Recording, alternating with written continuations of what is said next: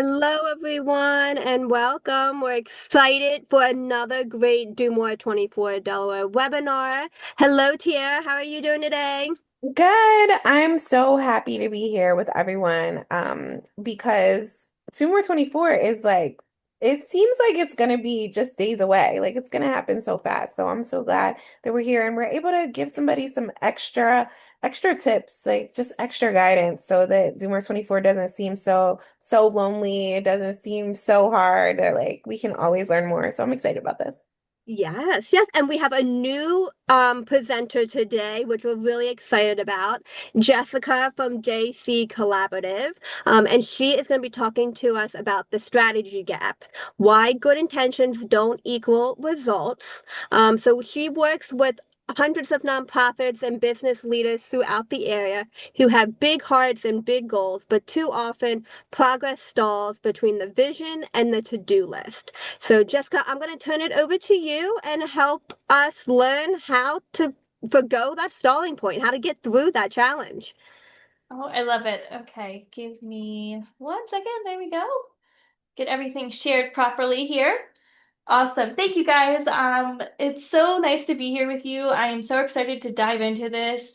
This is like my life's blood, my life's work. I love helping businesses and nonprofits and just everybody just work smoothly and like have a smoother life. So we're gonna go ahead and get into it. Let's see. There we go. All right, so I'm not such a stranger. This is a little bit about me. I am a certified director of operations. There's about a 500 total in the world, so there is very limited to us. I've been doing operations for about 20 years. That would be, I did about 14 years in corporate America. Got out of corporate America and been doing about leadership and strategy for about 8 years. So I'm no stranger to this. I've worked with a lot of different companies, a lot of different businesses, big, small, from, like the first $10 to the $10 million. So I've done a lot. What's nice is I can really spot patterns and spot recognition, and I can make things super clear and super simple very easily. I don't live in theory. I live in the messy middle of the vision to the messy middle of vision and execution. That is what I have loved to do. Trust me. I tried to get out of this and it just follows me around. All right, so diving right in. Oh, this is my husband and my dog. Just so I am I have a life outside of business. We've been together for 15 years, been married for 7, and our doggy is almost 2, and I can't believe it. And he's our baby. We don't have no kids.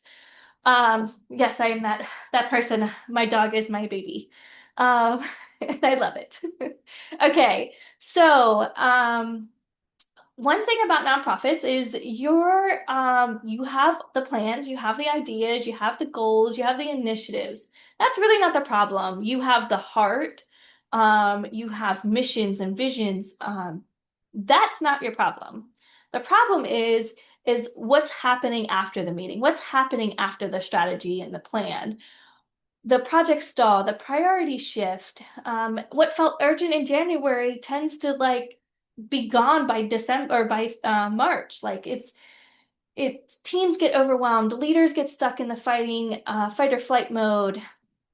It it's the the strategy gap, which we'll dive into a little bit more. Does any of this sound familiar? And then I lost my chat, but does any of this sound familiar? I have 3 screens too, so that even does it worse for me. There we go. Hi, everyone. Okay, absolutely. Awesome. Okay. Some of the common symptoms is like I'll ask about full calendars. How long's your to-do list? Is everybody working hard? You feel like you're doing a lot, but you're not getting anything done. Everything feels urgent, and like what you think is important keeps get pushed back because you have to like firefight these fires that are going on. And you keep seeing the same problems over and over again. It is not a motivation problem. You guys are well motivated. It is a systems and structure problem. And I will give you some tips in here of how to combat all of this. But what we're going to do is we're going to get into, oh, okay. So here's the reframe. Here's kind of what I was just talking about. The problem's not the effort. It's not the commitment. It is there isn't a clear path. And one of the hidden things that we'll talk about is defining your what execution looks like and what your final result looks like. I'm getting ahead of myself, which I'm nervous. So like I don't know why. I know this like the back of my hand. All right, so here's what you'll learn today. We'll walk through why the progress stalls, what patterns you see, what is a simple framework? I like simple because simple's easy. So I'll give you a simple framework to focus your intentions, align your team, and actually complete the initiatives that you have. My goal is you to leave here with you having a simple plan to move forward. All right. Now, we talked about strategy. Well, a lot of people think strategy looks like annual goals, strategic retreats, board initiatives, committees, and, you know, hours and hours of planning. Well, the problem's not thinking. Obviously, you're thinking a lot. Obviously, that is you have the ideas. You even might have a plan. But what do you do with that plan? So what I see a lot in businesses is they'll have the plan. They're like, I know what I'm gonna do. I know how to do it. The execution reality is really where it comes in. Execution um, happens in chaos unless you design it. So I'll I'll talk about this a little bit more. The quote is the execution happens in chaos unless you design it intentionally. But what does that actually mean? I love quotes. I'm a quotes kind of person, but I like to break down quotes a little bit further. And we'll get there. All right. We're here within the actual problem, but the truth is strategy does not fail.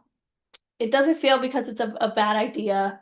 Most strategies are actually really good. They're thought through, they're well intentioned. What do you think is the one thing that is missing in a strategy? I'll tell you. And I'm used to interaction, so please feel free to ask questions, stop me if needed. But one thing that strategy doesn't do is they don't plan for the chaos. They plan for when everything aligns. A strategy is only good when everything aligns, when you're not onboarding three people, you're not have a pandemic. That's why everybody freaked out because there was never a plan for the whole world to shut down. Who in what world did we think that the world would shut down? Who in what world in your business or in the nonprofit that you work in where things happen, you're like, I never thought of this. Well, that is the problem with a good strategy is you don't think about the worst case scenario. What is the worst case scenario? Okay, so you have the strategy. You might not have all of the worst case scenarios, but maybe you have some. But what do you do with it? You're not operationalized. You don't put it into action. You don't practice it. You don't write it down. You don't put steps to it. So has anybody ever seen when firefighters actually go in and practice what they do? They actually have simulations for mass casualty situations where they make people pretend to, lose their leg or lose their arm or die or whatever the case is. They do this so when the emotions are high and the expectation is high, they have a system and they know exactly what to do. They don't have to think about it. That is what operationally it means to be operationalized. You know exactly what to do, when to do it without any thought. All right. Now, the nonprofits are unique and then we love them very, very much, but you guys are very unique. You have limited staff, you rely heavy on volunteers, and we love volunteers and all of that, but sometimes their life gets busy and the nonprofit becomes the second or third or 10th thing on their brain. So you have to rely on people that don't have a whole lot of skin in the game. You have to rely on grants and donors and the program delivery, plus the fundraising, plus the admins all at once. So complications of a business, and then you tenfold it with all of this.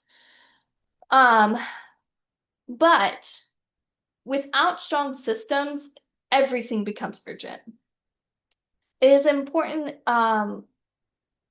important work never gets finished. There's a quote out there that you don't rise to the level of your goals, you fall to the level of your systems. And I love this quote from James Clear. What that really means is like when there's an emergency, like I was talking about with the firefighters, you don't have the brain capacity to develop more systems or develop anything.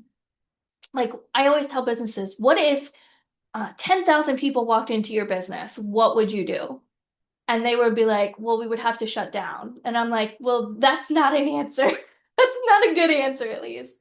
So, what if you guys had all of these donors and all of these things? What would you do?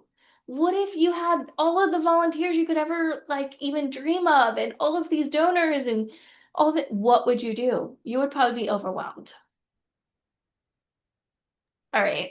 Now, Je- here, Jessica, I have a oh, question for you. yeah, please. Um what would be some of the scenarios that you would recommend for nonprofits to like plan ahead for? The donor one would be lovely. That all for that one. But I mean like, snowstorm or like what other like things have you recommended to other small, medium-sized nonprofits or businesses to like really have within their strategy or to like think through? Yeah. So and I was just talking this morning to some business owners about the snow. So I'm glad you brought that up. And in a general question, it's always depends, but let's talk about specifically the snow. Um, it is a good idea to have a plan in place. Okay, what are you gonna do about the snow? Most people first think, how fast can we get rid of the snow? Well, that's only one. What are your employees and your volunteers and your everybody, what are they going to do? How do they know when to come in or not come in, or what they can work on that at home, or how are they going to know if you're shut down or not? A lot of business owners are like, oh well, everybody's shut down. I, of course I'm shut down, and I'm like, well, how do they know? Like Walmart, doesn't you don't know when they have to like post on social media or tell the news, or schools, like they have to put it out there. Social media is usually the first thing, so have a strategy to not only come up with what is going to go on inside of the nonprofit, but what's going to go on outside, and how can you communicate that. So that is simply, I call it a oh God, I'm losing my thoughts here, but um it's not really a process, but it's more of like, here's what I've lost the word. But anyway, so for other instances, like say you have this influx of donors, and that would be amazing, or an influx of money.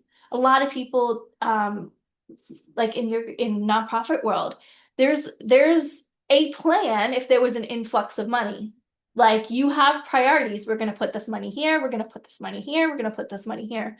But what happens on the back end? You think about what's going to happen on the front end and how it's going to look, but what's going to happen on the back end? Who has to do the execution part of that? Who has to do it? Um, and then on the the next side of it. So you basically have to look at every single part of the business. Then we look at the PR side. How are we going to turn this so it's in the best light of the nonprofit? How are we going to tell the world, hey, this is what happened, and this is what we're going to do with it? Um, let's see. This happens a lot of the times, like when there's national or like big disasters, there's the influx of a lot of things, and this is where people get jammed up. So you'll hear like months later after a disaster, and they're like, "Oh, well, they misappropriated this and blah blah blah." Well, they didn't have a plan. That was the problem. And then the plan, if they did, the plan wasn't executed because maybe somebody didn't know about it, or it wasn't written down, or it wasn't given to the right people. A lot of people will give it to the higher ups in the organization. Well, that's not the people that are doing the work. So the trickle down is where it gets complicated. Let's think of another scenario. Did I answer your question, Jen? Okay, So you perfect. did. That's perfect. Thank you. Yeah, it's always I'm like a lawyer. It's always the answer is always going to be it depends, and then I'll explain a little further. But that's it always depends. But this is the strategy gap. So a lot of organizations have something similar to this, where they go from vision, plans, projects, execution, results, and then back to vision, plans, in this circle. Well, these little red X's is where it tends to fall in the middle. So, the first one, we're gonna go in between plans and projects, where like good ideas go to die. That's what I like to call this. They have great goals, great intentions. They may even communicate all of that, but they're not put into steps and broke down into scopes and timelines and like this is exactly how we're going to achieve this. I'm sure you've all heard of SMART goals. This is where the SMART goals come into play. When you have a SMART goal, which is essentially a plan, then we start to put it into an execution type project. A lot of these, like when you get into the project, you want to document a lot of things. So like, um, what I like to go into when I create projects, I like to go in and say, okay, this is what we're doing, and this is my thought process why. The reason being is if somebody else has like this specific task or this specific goal, and they're in charge of it, how are they going to know why I decided to do that one thing? They might go off and do their own thing. Well, they need to know, oh, I've already thought through, this scenario. And I'm thinking very generalizations, but if you guys have any specific things we can work through, we can do it right here live. But you have to explain your expectation and your thought process so other people can understand it. That is where a good project comes in. Okay, the next is between project and execution. Now, these are kind of fine lines, and a lot of the times between plans, projects, and execution, these can merge together, especially in small organizations. But between projects and execution, there is, you have to have more communication. Okay, so we put the plan together. I gave you the thought process, but what does that success look like? Okay, who's the owner? What exactly are they, like, for instance, I was doing one more recently, it was talking about social media. So we had a plan for social media, we created the project, then we go into execution. Well, between the project and the execution, there's this theory versus reality. So in theory, the project was working, but when we go to execute it, the reality, it wasn't working. that is where you have to, that's where the break tends to happen.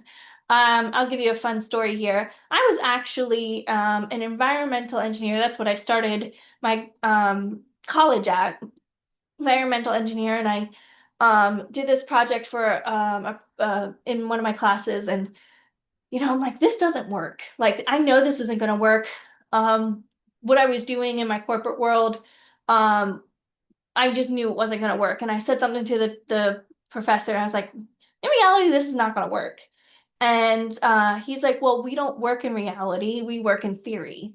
And I'm like, well, that's not going to happen. I'm like, why are we doing this? Like, this, if, like, what in the world? If you have to work in what's actually going to happen.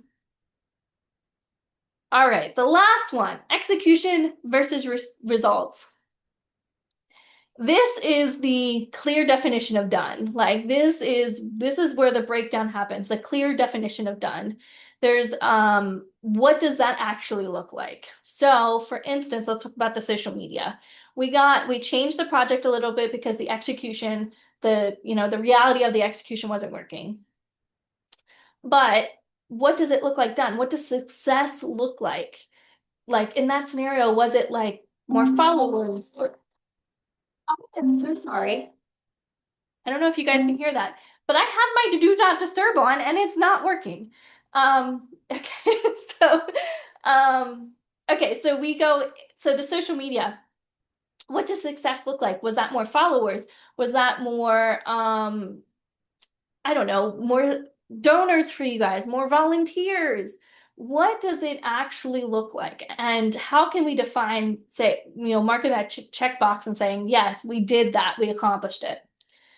Um, this, what happens here is this is where the project's perpetually in progress. This is where things constantly get deprioritized because they don't know if it's done or not.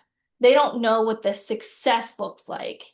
Um, this is where the open loops happen because you can't check the box if you don't know what the box is, right?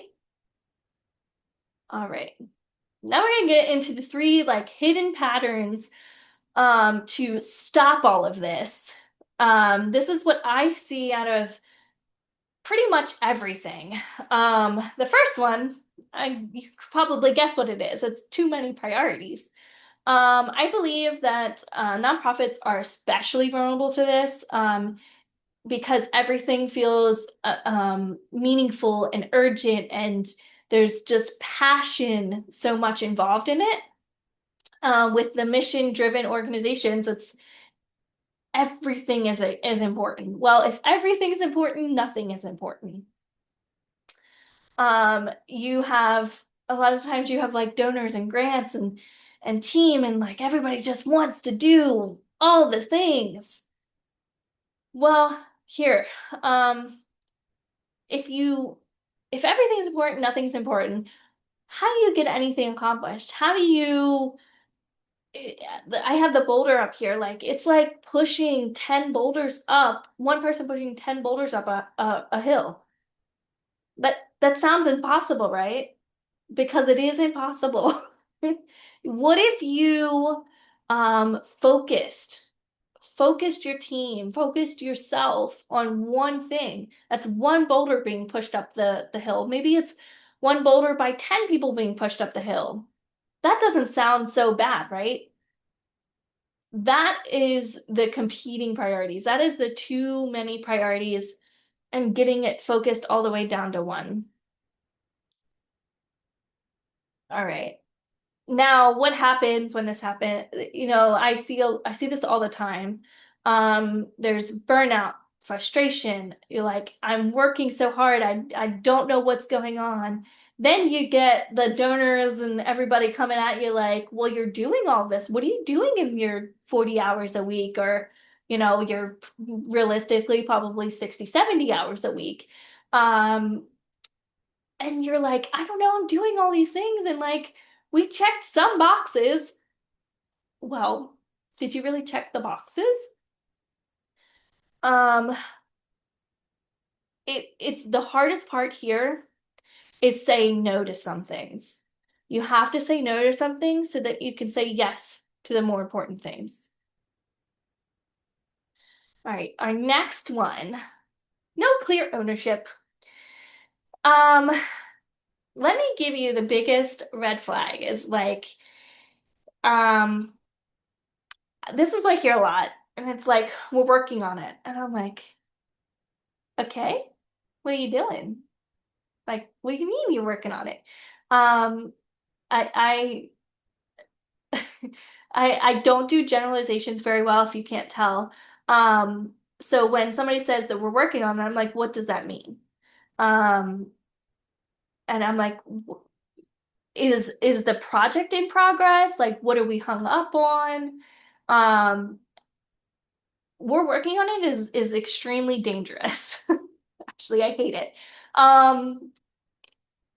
Yeah, I need specifics. And some people like they say we're working on it, and it's because they don't have the specifics. That is probably just as cumbersome as this. So, and what does it mean by we? Like, who's we? Uh, a lot of the times you'll see, especially in corporate America, you see committees and, side projects and all of that going on. And you get into these committees and you guys are like, oh yeah, we need to do this. And I'm like, but who's doing that? Who is responsible for that? That doesn't mean that one person is solely working on it, but who's responsible for it? Who is it going to go to? Who do I have to go to get an update? Okay, ownership is not about who helps, but it's about who's accountable. And that's what I mean. I had this quote and I was like, I was already there and I just, yeah. Okay. Now I'll give you a little test here. This is called, I like to call it the ownership test. But pick anything you have on your board. So any active project, anything that's kind of lingering. I want you to ask who owns it, not who's helping, but who owns it? Who is responsible for this? Who decides? When there's a trade-off, when there's a delay, when there's a question, who has the authority to decide it? Who closes it? When is it actually done? And do they know the specifics of what done means? If you can't answer, if they're sorry, if you can't answer those three questions, then you need some clarity. You need to sit down and really define what this means. And can anybody answer these questions on a specific project? Oh, it's not me. Anybody? No. And that's okay. I don't know how to turn it off. My hand. I don't know. So I mean, I can definitely chime in a little bit. You know, so I'll talk about Do More 24 Delaware, and it's definitely a partnership between Spur Impact and United Way, but I think Tia and myself have like done a good job of splitting who owns what aspects again, because I know that's a loaded question, and just like you said before, it's yes and but I think she's got her task and her team has her tasks, and I have my task and my team has their tasks. So I feel like we've done a good job. Um, who decides? I think that's where, that partnership and that transparency and talking through, um, really makes a difference. And then closing it is come March 8th when we close it and see what kind of numbers we bring in. But I think back to your point of like, I'm thinking back to that strategy set, like what are the results and then what is the vision for next year? I think, so it can always continues. Um, yeah. What do you got? I was just gonna add that, well, for Doomer 24, this is definitely an anomaly situation. I don't think that most partners, especially partnerships between multiple organizations, I don't think for the most part this runs like really smoothly. And so, and anything that doesn't, we kind of just talk about it. And so it's definitely very special in that way. Um, I think that this is a such a big part of making sure that you get results, and sometimes we forget that part. Sometimes we have meetings and we talk about what needs to be done and we like put it all down, and then either nobody feels responsible, meaning everyone leaves the meeting and we don't do it. We're like, okay, that was a great meeting. We have a lot of great things to do, and everybody leaves, or one person feels like inherently dumped on and feels like they have to then complete these all these 100 ideas, which is not possible either. And so one of the things that I've started to try to do in our meetings is like the last 5 to 10 minutes of every meeting. Like we have time to brainstorm, but we have to have like an agenda and we have to do all this. I mean, we have time to brainstorm, but the last 5 to 10 minutes is saying, okay, who are what are the next steps and who's actually going to do them? And trying to make sure that we just end with something instead of just this is a great idea, because that happens far too many times, and it's hard to come back from it. Yeah, that's a good point here. And I just because of who I am and how I work, I have to come out of a meeting. If I don't come out of a meeting and don't have a who owns it, then nothing gets done. And to your point here, like if you come out of the meeting and you don't have those things set, then it will like it disappears. It's you go out, you get busy, life gets busy, work gets busy, everything gets busy. So it's like, oh yeah, I got to talk to them and make sure like they're gonna do this. Well, if you just spent 5, 10 minutes at the end of the meeting and not nailed it all down, then there's no questioning, there's no, oh, I have to go back and just remind everybody.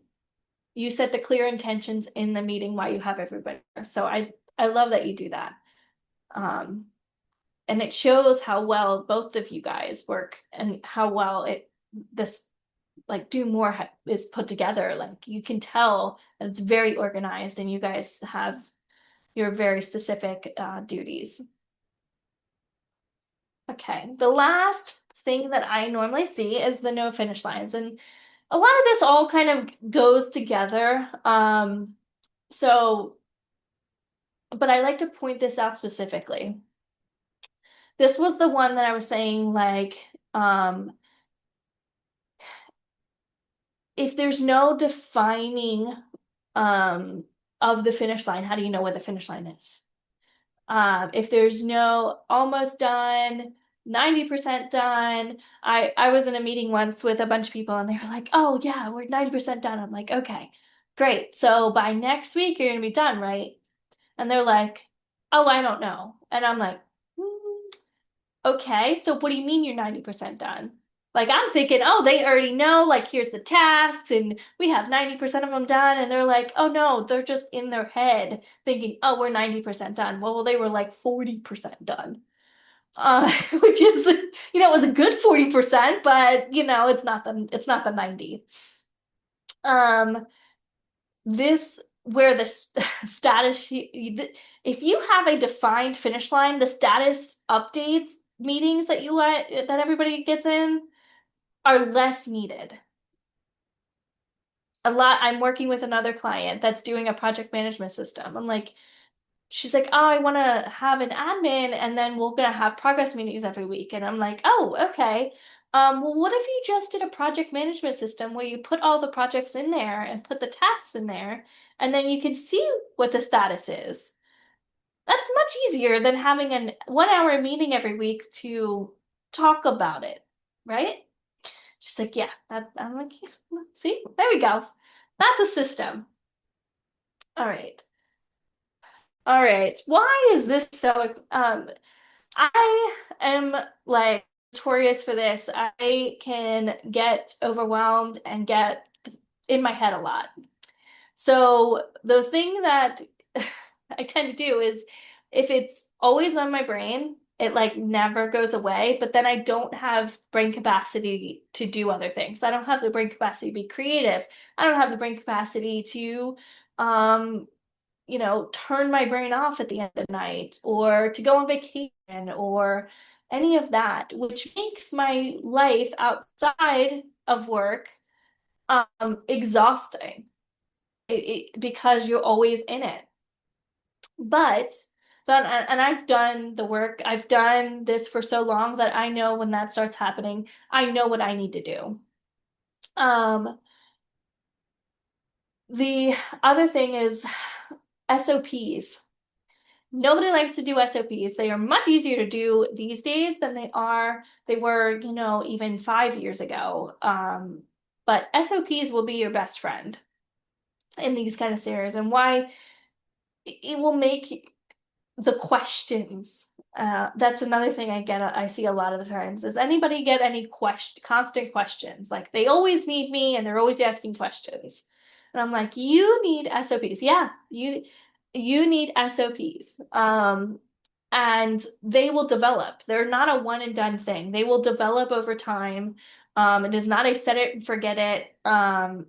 They need to be, tendered to. So what I do is for specific for SOPs, because I could die on this hill. Everybody needs SOPs. But for specifically for SOPs is I make somebody whoever does that routinely. So for instance, for do more for next year, you create SOPs.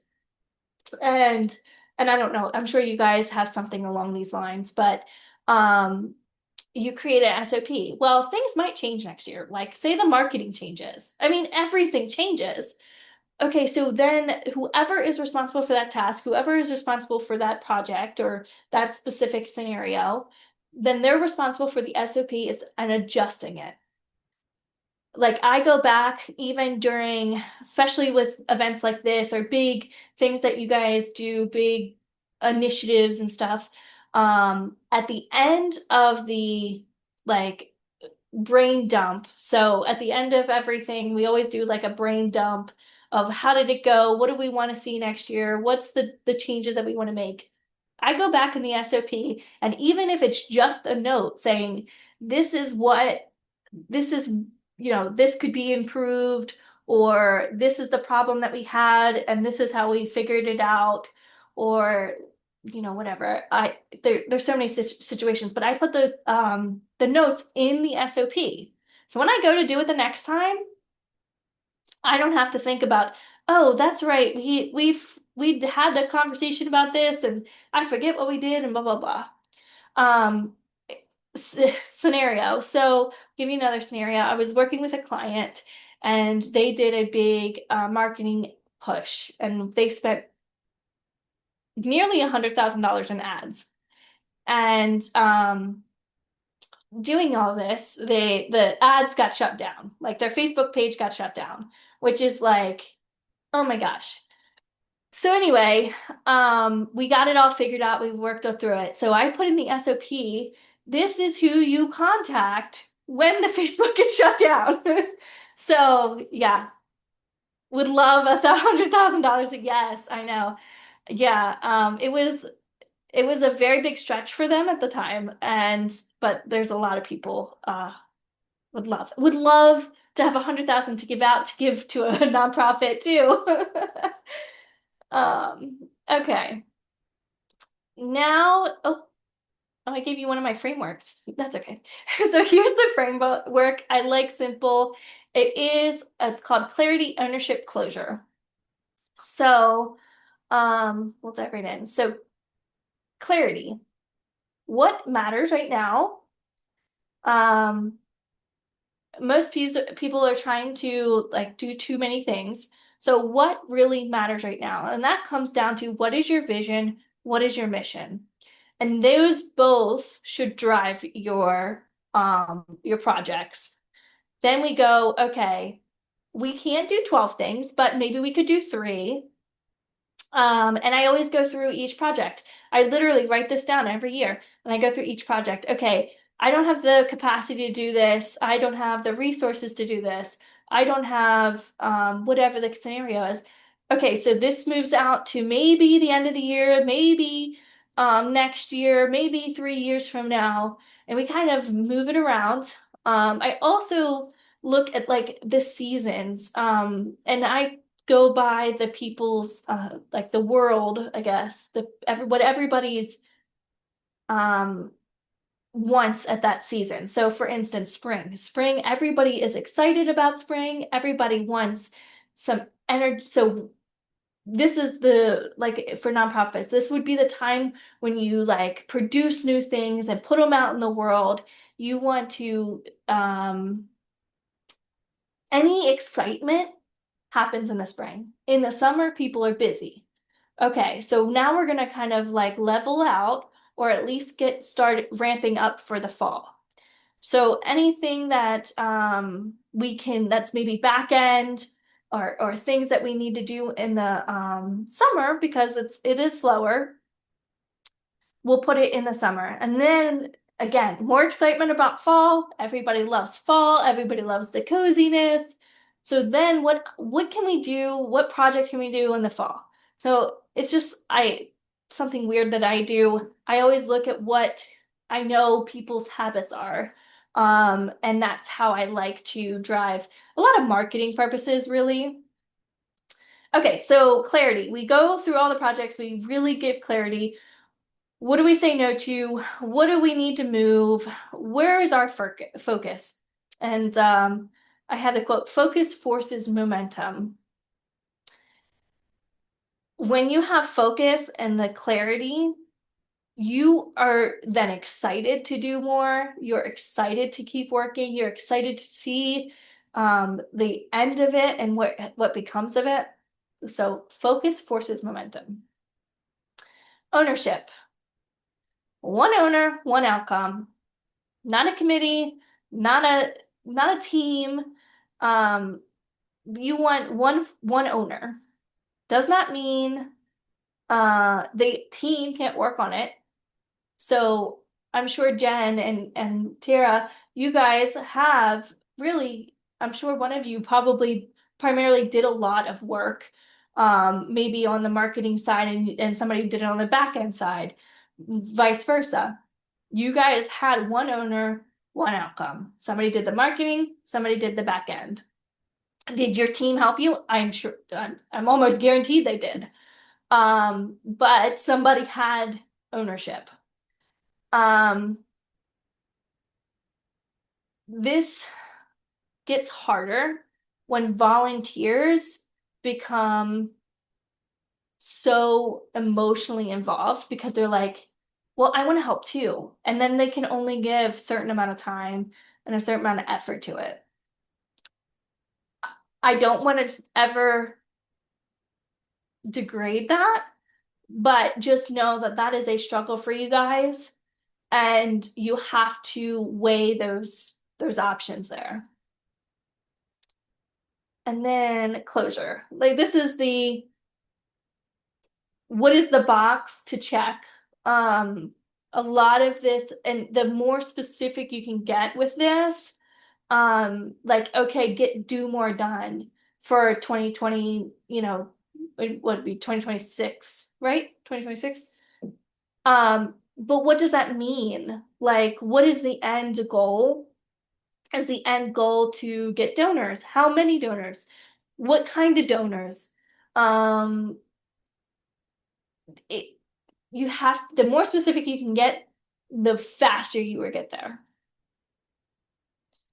Okay, I know I'm running out of time, so I'm not going to sit here and you know, give you some time. I usually give you some time here, but I talk too much. So here's a little self-audit exercise. Take those that test that I gave you and take that and put it into practice. Like what's a project and how can you get more specific? And if you're already there, then I bet you there's still more specific things you can get out what is there in progress or things that you didn't get accomplished that you could go back and achieve. But I want to give you guys some time for questions. Just know as we wrap this all up, I want you to go from busy to focus. I want you to go from reactive to intentional. I want you to go from stalled to progress. This is not about perfect, it's about moving forward.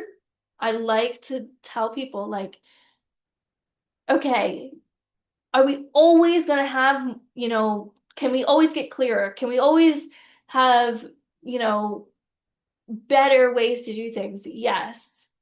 But a lot of people get stuck because they think it's a 0 to 10. There is the messy middle. Will it, I always like to, yeah, I say all these things, but I'm not perfect myself. So do I do these all 100% of the time? No, absolutely not. But if I do it 50% of the time, I could get 50% more done than I do now. Okay. This is who I am. I also wanted to say thank you to Jen from Spirit Impact and thank you, Tara from United Way. This has been a pleasure. I hope you guys got something out of this. But I please ask some questions if you guys have any, or pick my brain.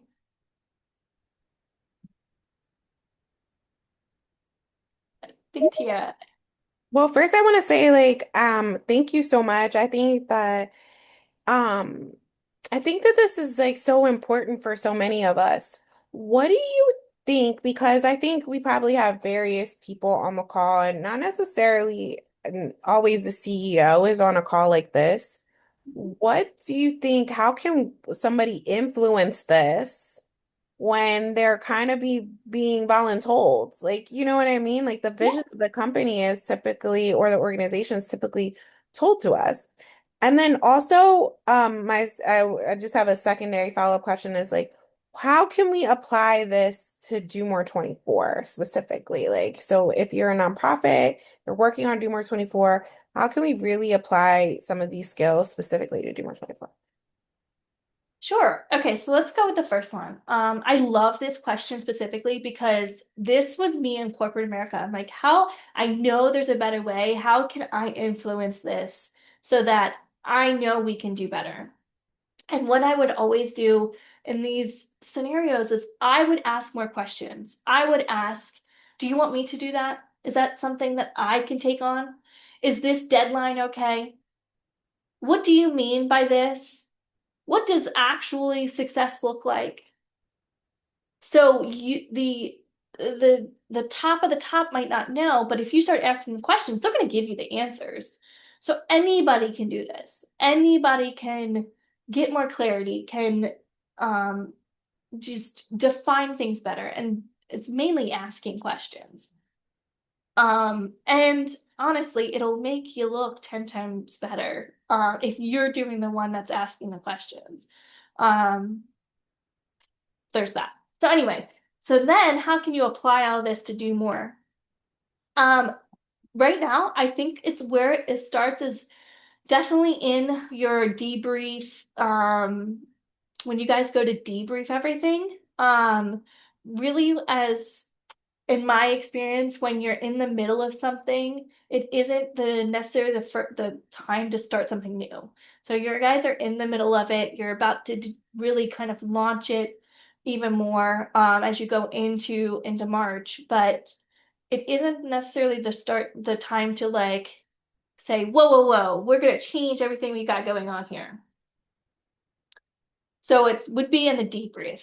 If you were, let's just say if you were to start in the middle, is look at what you have available. And you can stop me at any time, Tara. Well, Um, so I wanted to clarify because I wasn't necessarily for Jen and I. That question okay. was more so for the nonprofits on the call. So like Oh, just starting, right? And they're starting to create their Do More 24 campaigns and they're starting to actually launch. And so they can implement some of this.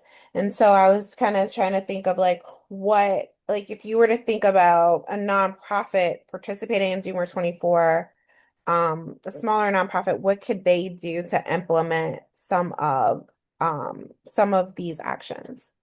Absolutely. Okay, love that. Thank you. Thank you for clarifying that. Okay, so there's two different scenarios. Once again, always tell you there's like it depends. Um, it depends. So, there's two situations I could see here. A brand new profit that is coming in to do more, and they're trying to launch their campaign and everything. How do you implement something like this?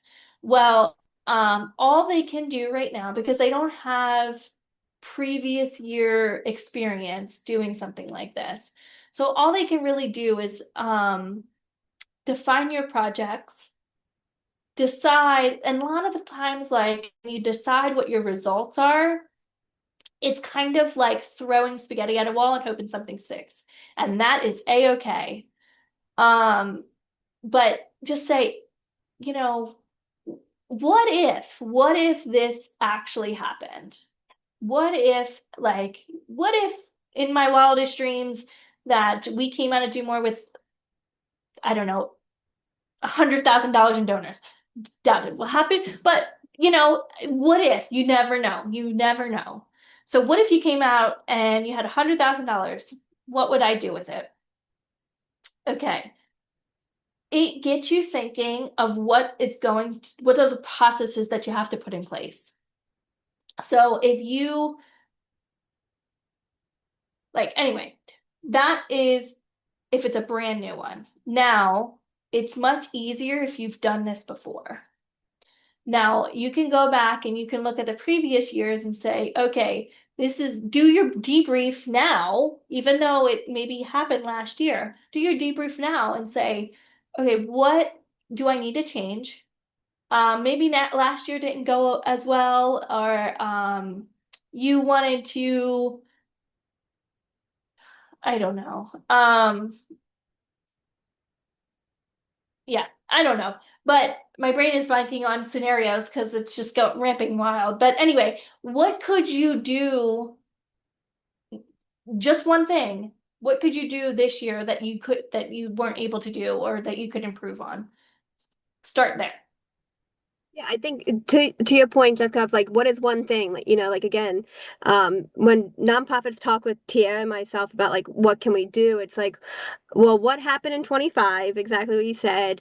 But what was something that you put on that parking lot list? Was it I want to come to the live stream in person, or I want to do two peer-to-peer fundraising pages. I want to segment my list and just email volunteers and get volunteers to donate $5 each. So I think those are a couple little things. Again, one change that you could add and incorporate and see if that sticks for 2026. So those are a couple, taking all of your background from everything you've shared with us today and then applying it for Do More, I think is a couple of those little things can really make the difference of even picking up the phone and asking another nonprofit, hey, what worked for you? I know when we got a similar mission, how do you engage your clients? How do you engage your board members? A lot of nonprofits here in the state want to support each other, want to be helpful. So that would be another great way for you to engage and take that next step and raise $100,000 in Do More 24. Tara and I will both be very excited for you to do that. But another goal, like, and maybe it's not dollars, maybe it's 25 new donors, and that could be the goal for the year. So I think to your point of really defining what success looks like, or defining what results look like, would be great. Tia and our goals always is to raise $1 more than last year, but to get every zip code to donate, to get all 50 states. So we have a variety of little touch points or results that we're always striving for. And we try our best to work to that. But I encourage all of you to reach out to Jessica. She has a wealth of knowledge. I've met with her and have had several conversations with her. She is amazing to talk with, especially when it comes down to your processes and setting up systems that are feasible. I think that's the other key thing. When you talk to people who have ops backgrounds, oh, you need to go buy and get the biggest system there is. And that is not Jessica's mindset. She wants to find a program, find a process that works for that individual nonprofit, which is why, I asked her to join us today, because she really has the organization at mind when she's offering recommendations and trying to provide everything.